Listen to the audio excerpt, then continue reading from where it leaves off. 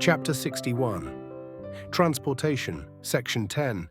The spirit of the Commissioner's propositions was embodied by the Home Government, and its offers were published in various forms, chiefly indeed by the diligence of adventurers who, to freight their ships, filled volumes, and depicted in lively colours the beauty of the colonies.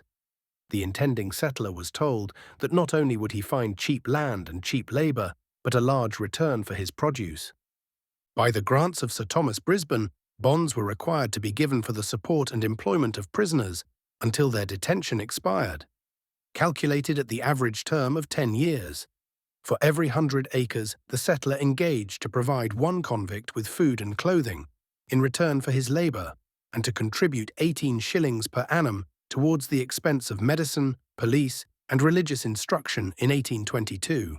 Still further to encourage such contracts, the settlers were furnished with a cow for every convict attached to their grants to continue in their possession during the term of his servitude.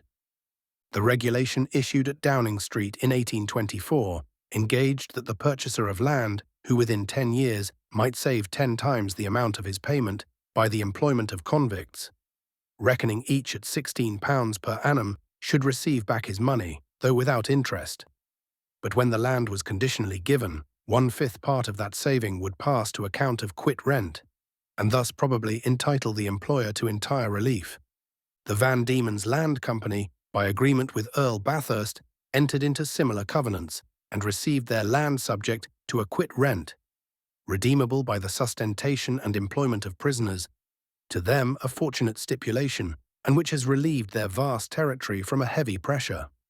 These various plans indicate the difficulties of finding masters which once prevailed.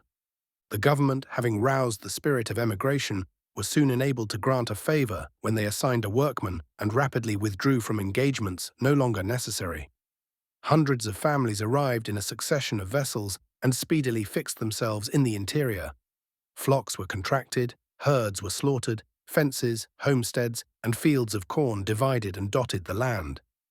The least capital admitted was £500. And though several evaded the condition, many of the settlers brought much larger sums. They pursued their improvements with all the vigour awakened by novelty and stimulated by the prospect of considerable gains. The competition for labour increased until it created in the minds of the settlers a feeling of dependence and obligation. To refuse a supply had been ruin. It placed before the prisoners, once again, the examples of emancipist opulence. Mechanics earned more wages than officers of the army. Again, transportation was represented as a boon, and then came other changes. In the official newspaper of 1827, it is stated that 1,000 applications were registered at Hobart Town. To an English reader and to a modern colonist, the notices of this period seem like satire. Better, remarks this organ of the higher classes, better send petitions for more prisoners. Now that applications have lain dormant for 12 months, some for 4, 8, and 10 men, than trouble about trial by jury and representative government. The disappointment, we trust, will be temporary. When the last vessel sailed, the York was freighting. We trust the Home Secretary will consider the deficiency. The extremely earnest manner in which these felonious additions were implored is a curious relic of a bygone era. End of Chapter 61, being Transportation, Section 10.